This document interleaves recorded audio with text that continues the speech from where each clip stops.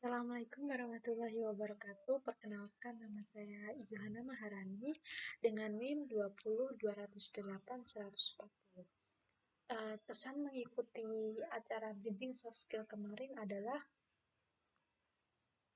banyak pengetahuan yang saya dapat dari cerita narasumber. Bagaimana proses mencapai kesuksesan mereka, mencapai tujuan hidup mereka. Banyak sekali, sangat memotivasi saya. Lalu dalam bridging tersebut, hal yang saya dapat ketika Mas Putut mengatakan bahwa kreativitas itu adalah hal di mana kita terinspirasi, bisa juga meniru. Jadi, meniru itu nggak apa-apa, terinspirasi atau ingin seperti. Hal tersebut sangat biasa dalam dunia kreatif, kata Mas Putut. Lalu hal yang harus dipikirkan adalah diferensiasi, yaitu apa yang membedakan kreativitas tersebut. Selain itu dijelaskan pula, apabila kita telah memahami bagaimana pola kreativitas yang akan kita buat, maka skill up akan lebih mudah diterapkan dan membuat sebuah wajah baru pada karya kita. Kreativitas itu juga penting, harus memiliki sistem dan mekanisme organisasi kerjanya, sebab agar lebih mudah dalam mencapai tujuannya. Karena pada dasarnya segala hal yang terorganisir sangat membantu kita dalam mencapai tujuan yang kita inginkan. Kreativitas juga harus perlu mengamati tren, apa yang sedang naik. Maka ide tersebut akan terus berkembang dan banyak disukai oleh orang. Jadi, dengan mudahnya segala informasi sampai saat ini, mampu dimanfaatkan untuk terus menggali kreativitas.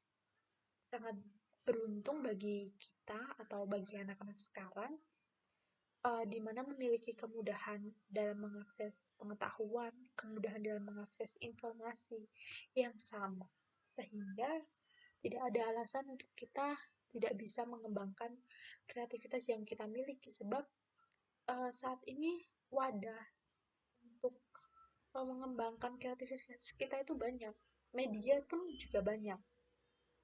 Selain itu, hal yang saya ingat adalah ketika Mas Putut mengemukakan bahwa ide yang bagus adalah ide yang bisa ditulis. Sebab menulis itu adalah metode menstrukturkan pikiran orang. Jadi apabila kita memiliki ide tapi tidak mampu kita tulis, itu bukanlah ide yang bagus. Serta ide-ide bagus yang kita miliki akan lebih mudah terrealisasi dengan modal. Yang paling penting, kita suka terlebih dahulu dengan hal tersebut. Sebab ketika kita telah suka, kegagalan yang kita temui adalah kegagalan yang nyaman, bukan kegagalan yang membuat kita berhenti untuk mengembangkan kreativitas yang kita miliki.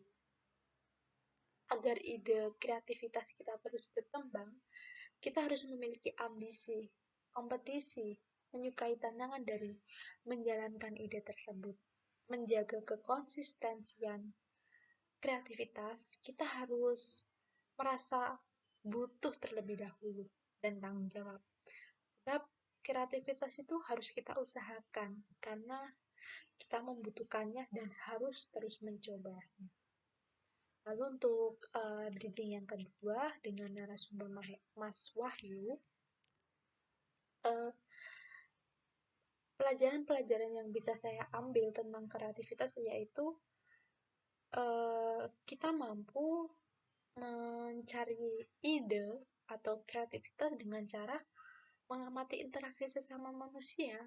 Tak hanya mengamati, akan tetapi juga dengan berkomunikasi. Selain itu, karya-karya yang kreatif sering atau ya bisa dikatakan banyak yang berangkat dari keresahan pribadi. Jadi bisa dikatakan evaluasi pada diri sendiri itu sangat memungkinkan untuk memunculkan ide-ide kreatif untuk mencapai masa depan. Lalu Mas Wahyu juga mengatakan bahwa dalam membangun sebuah ide kreativitas juga kita perlu orang lain. Maka membangun kedekatan relasi personal merupakan adalah hal yang penting. Selain itu, support system dari orang terdekat dan keluarga itu juga sangatlah penting, dan konsistensi menjadi penunjang sebuah ide kreatif itu mampu berkembang. Passion yang sesuai atau bagaimana cara mencari passion yang sesuai dengan kita adalah kita harus mencoba segala kesempatan yang ada, lalu ketika kita telah menemukan sebuah ide dan ide tersebut bisa dijadikan sebuah karya, hal tersebut menjadi sebuah titik temu bahwa inilah passion kita. Selain itu, dalam membuat karya, hal yang terpenting adalah kita harus menerima kritikan, karena kritikan itu nggak apa-apa. Hal tersebut malah menjadi masukan agar lebih kuat lagi, seperti yang dikatakan Mas Wahyu. Jadi, yang terakhir, kesan dan pesan untuk acara kedepannya adalah saya berdoa bahwa acara ke depan bisa dilaksanakan dengan offline, sehingga bisa memberikan pengalaman yang berbeda untuk pesertanya, serta teruslah mengembangkan narasumber-narasumber yang memang memotivasi bagi mahasiswa, yang dibutuhkan mahasiswa, bagaimana untuk menyusun segala hal untuk mencapai masa depannya.